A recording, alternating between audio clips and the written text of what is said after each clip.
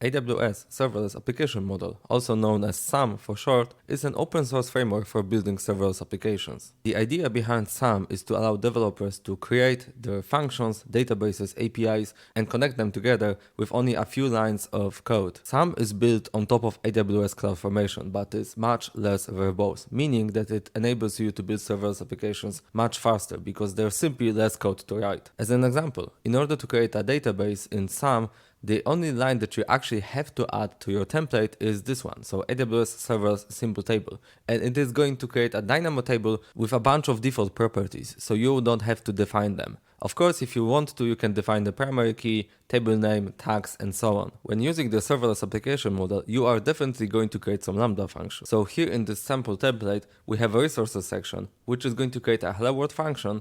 And we can see over here that this is the handler and it's going to be executed with Node.js 12 runtime. And this function is going to be triggered whenever there's a GET request to a /hello endpoint. SAM has a command line interface, which allows you to build, deploy, and test your Lambda functions locally without having to leave your terminal, or in my case, my VS Code. So in order to deploy this simple Lambda function to AWS, I need to run two commands. So first up, build the project, and secondly, deploy it. Once the application stack has been deployed, I'm getting an endpoint which I can use straight away in order to execute my Lambda function. Not only that, I can actually locally invoke this Lambda function by running some local invoke, which is incredibly useful when developing a Lambda function because you get to call the Lambda function on your own machine instead of having to call it on AWS infrastructure. When developing your application with SAM, it's useful to install the AWS toolkit in your IDE of choice. So for instance, over here I have installed the AWS toolkit for Visual Studio Code, which can be used to run a Lambda function locally from our editor, and we can see the result over here. And even better, we can debug our Lambda functions locally. So if I create a breakpoint over here and click on debug locally, I'm able to stop the local invocation of my Lambda function and for instance take a look at the event and the context passed into this function. So an event currently is an empty object and this is the context object. So as we can see, all those factors combined make for a very smooth development experience when building serverless applications using AWS SAM. In order to start developing with AWS Serverless Application Model, first we need to install the command line interface tools. You can find the detailed guide on the AWS documentation, link also in the description to this video. So for instance on macOS, before you get started you have to create an AWS account, which is kind of obvious when you think about it. You have to configure IAM permissions. What that means is that your user needs to be able to create resources in your account.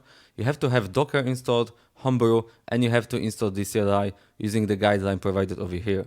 After running the install command from Homebrew, we have to verify the installation using SAM version command. After you verify that SAM has been successfully installed on your machine, run SAM init in order to create a new project. And a bunch of questions will follow. First up, which template source would you like to use? I'm going to go with AWS Quick Start templates because they are the most simple to use. Afterwards, I'm getting a question which runtime I would like to use. So there's Node.js, Python, Ruby, Go, Java, .NET, and also different versions of Node, Python, Java, and so on. So those are exactly the same languages which are supported on AWS Lambda. I'm going to go ahead with Node.js 12. Next up, we have to provide the project name. So I'm going to call it SAM Egghead App Example. So now our application has been created. Let's go to the editor and see what we have. SAM init command is going to create this YAML template for us. So what we can see over here, so we have the description of our app. So this is the sample SAM template for this app that we've just created. Here in the resource sections, we're going to see that this app is going to build a hello world function, which is of type of serverless function. And you can find more info about the function resource under this link. It's going to use the app lambda handler.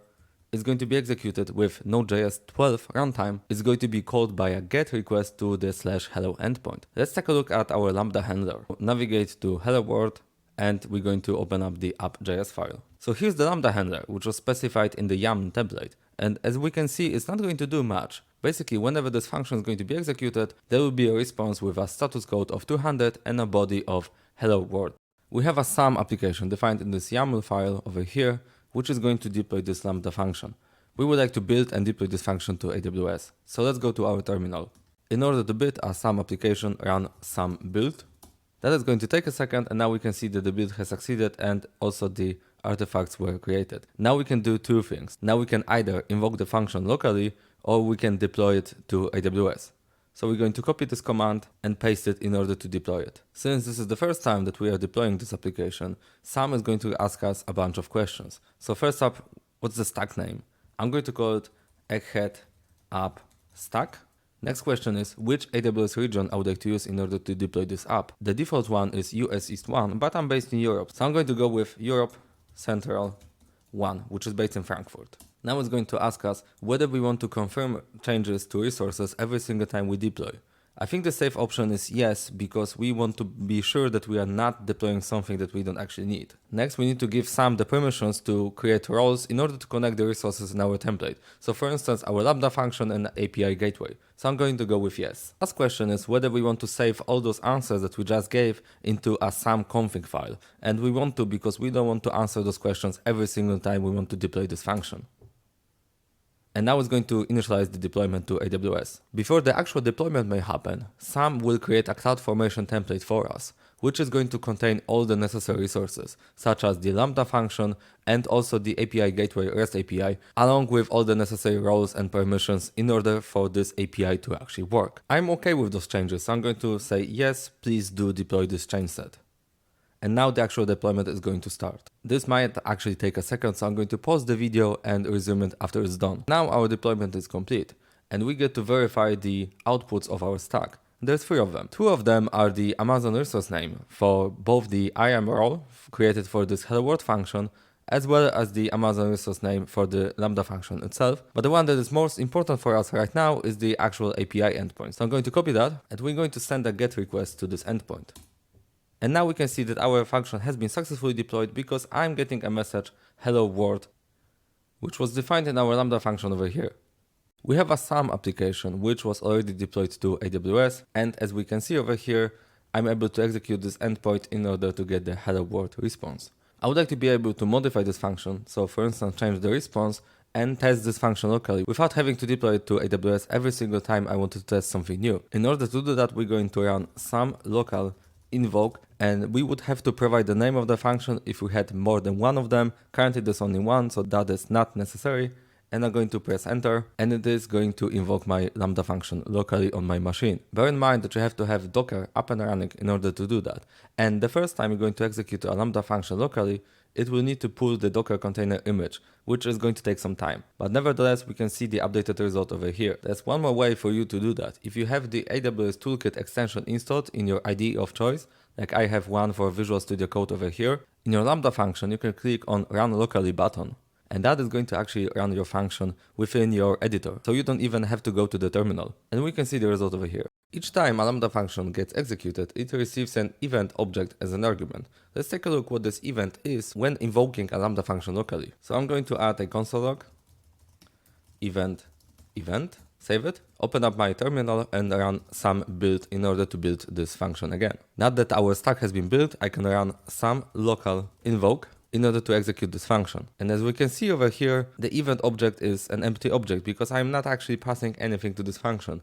This is usually not the case. Lambda functions are designed to be triggered by various events. For instance, an API gateway event or uploading something to S3. Luckily, we can test our Lambda functions locally with various events. So I'm going to close the terminal. Every time you create a new SAM application, an events directory gets created as well.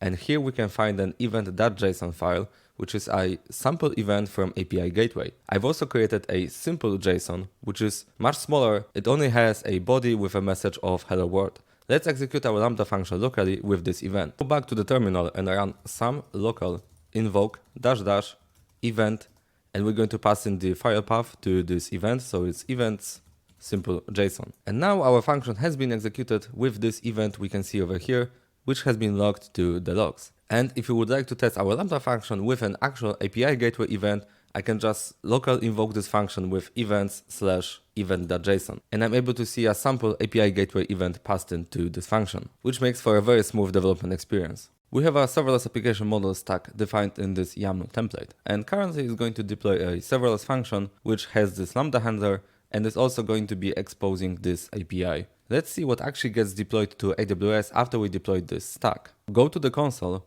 and we're going to search for Lambda. Afterwards, click on Applications, and here we can see our Egghead app stack that we've created already. So if I click on the stack, I'm able to review it. So I see a bunch of things here. First up, we have the API endpoint, and secondly, we have the resources defined by our stack. So there's the hello world function, which was defined in this template over here, as well as the serverless REST API, which is connected to this lambda function. We can also review the monitoring of our stack. So if I click on monitoring, we can see the dashboards for our lambda function. So for instance, there's the number of invocation, number of errors, and also the duration of this lambda function. And if we scroll down, I'm able to review the CloudWatch logs without having to actually go into CloudWatch. Let's take a look at our lambda function. So to do that, go back to overview, and I'm going to click on the hello world function logical ID. And now we are in the AWS Lambda UI. And there's a number of things to notice here. First up, straight from the bat, we see the info that this function belongs to a serverless application model application. If we scroll down, we can see our function connected to the API gateway defined in the template. There's the function code of our function. And as we can see, there's a number of things that were pre-configured by the serverless application model. So first up, we have tags. So the stack name is egghead appstack. It was created by serverless application model. We have the stack ID and the logical ID of this function. We also get the role, which was created for us automatically, as well as some of the basic settings, including the timeout. The timeout of 10 seconds was actually defined in this template over here in the globals section. So global section works as follows. If we have multiple resources of the same type, for instance, serverless functions, we can specify the default values for some of their properties, including timeout. So if I were to change this timeout to 5 seconds and deploy multiple serverless functions using this serverless application model template, all those functions by default will receive a timeout of 5 seconds. Serverless application model is built on top of CloudFormation. So let's take a look inside of CloudFormation and see what exactly did we deploy. I'm going to go to CloudFormation and we can see our stack over here. If we'd like to take a look, we can see all the events. So for instance, when I was deploying this stack again, and those are the resources created by this function. And we can see again that we have the serverless function and also the REST API, but this time from the CloudFormation console. We have a serverless application model stack, which is currently deploying this lambda function. We would like to, apart from this function, also deploy an S3 bucket and connect them together. So whenever a file gets uploaded to the S3 bucket, this lambda function is going to get triggered. In order to do that, first we're going to create a bucket. So I'm going to specify an additional resource in the resources section, and I'm going to call it my file bucket, which is going to be of type AWS S3 bucket. Before moving on, let's build the stack and deploy it to AWS to see if this bucket is actually going to get created. So first run some build in our terminal, and it's going to build our new stack, and next up run some deploy.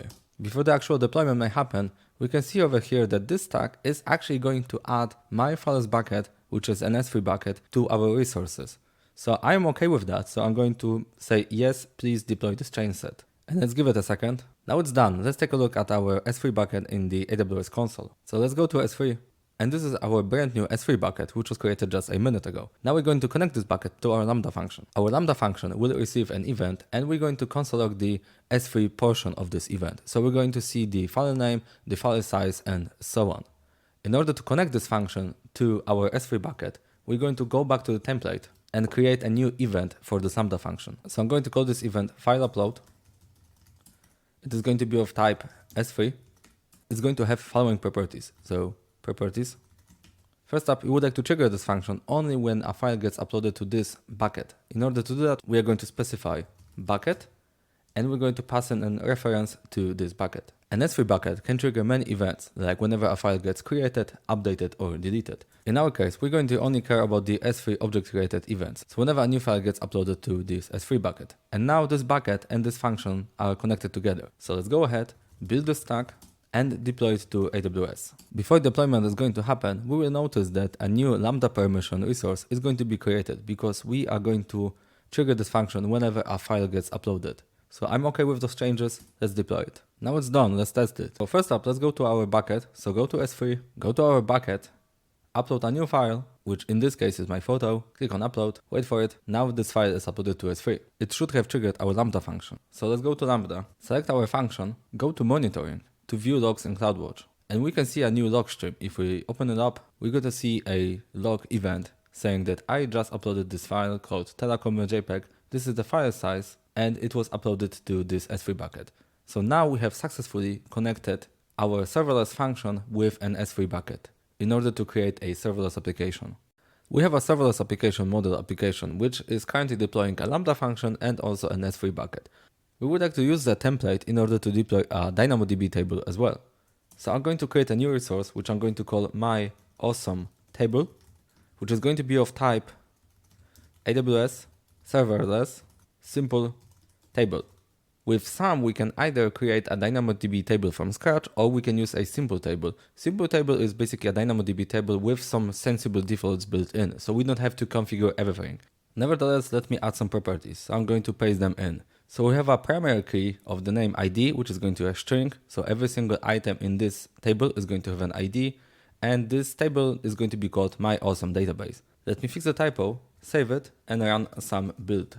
Now our stack has been created, so let's deploy it. Before the deployment, we're going to see that this deployment is going to add a new my awesome table, which is of type dynamodb table, to our resources. So let's go ahead and deploy that. Let's review our stack in the AWS Lambda console. So go to applications, click on our stack, and right now we can see that it's going to create a function, my bucket, and also my awesome table. Let's click on that, and here we can see our database, which currently has no items, which is by design because it's a brand new table. But if we try to add a new item to this database, we're going to see that it has to have an ID which is of type string. So for instance, I can add an ID ABC, append something else, for instance, string of name, which is going to be equal to Tomasz, save this item, and we have a functioning database, which was created using the AWS SAM stack deployment.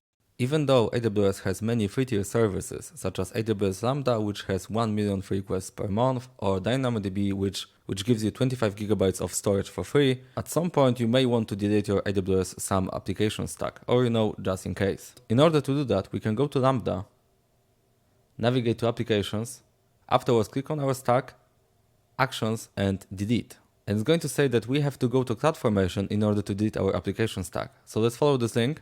And here we can see our stack. Now it's even better because I actually have an issue with the stack right now, and I would like to delete it because I would like to redeploy the stack again from scratch. In order to do that, click on delete, confirm that yes, I would like to delete all those resources. And this is going to take a while. It can honestly take a couple of minutes in order to delete all your resources. Bear in mind that sometimes you may have issue with deleting your stack because, for instance, over here, the following resource failed to delete my files bucket. And the reason is that I actually have files in my bucket. So before proceeding, I have to delete the bucket myself. So let's go to Services, S3, select my bucket, and click on delete. Type the name of the bucket in order to confirm the deletion. I'm actually lazy, so I'm going to copy and paste the name of this bucket and confirm that yes, I would like this bucket to be deleted. So now back in CloudFormation, let's click on delete again, and it's going to tell us that we didn't actually have to delete the bucket. If we want to retain the bucket and honestly the content of this bucket, we could just go ahead and click over here in order to retain those resources. I would like to delete everything completely, so I've deleted the bucket and I'm going to delete the entire stack. Right now it says delete in progress, and again this is going to take a bunch of minutes. And as soon as the status changes to delete complete, our stack is no more.